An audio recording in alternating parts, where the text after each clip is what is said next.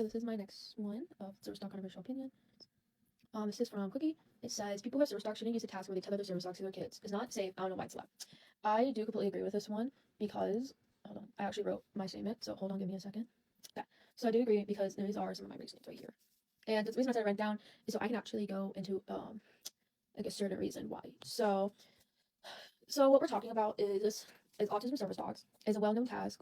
Well, a lot of people who have autistic kids, they do this task.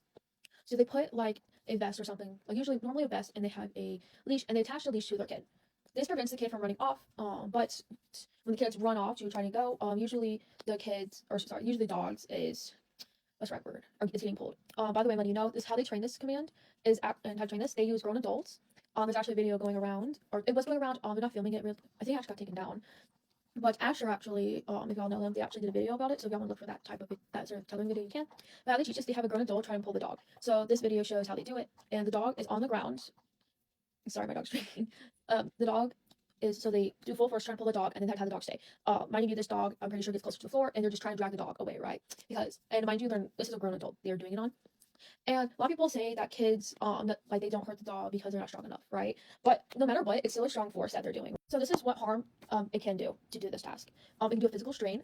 So if a child suddenly runs, pulls, and stuff like that, the dog can actually be jerked unexpectedly, which can strain the dog's neck, shoulders, or back. So this can actually cause damage to the dog, which is not great. Our dogs need to be healthy. We need to take well care of our service dogs. Yes, there are medical equipment, but we also need to take really good care of them because they take care of us, right? And then there's some safety risks. The dog could be pulled into unsafe situations or a difficult movement, and actually the child isn't able to control their movements.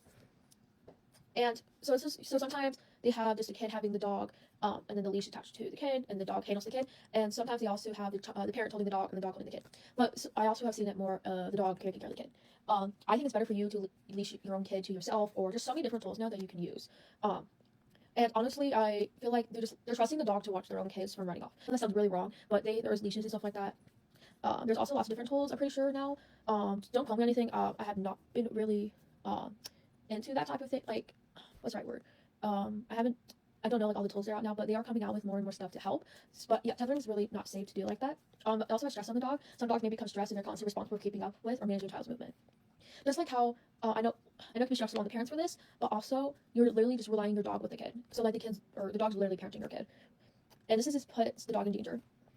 But yeah, so I do agree really well in this comment.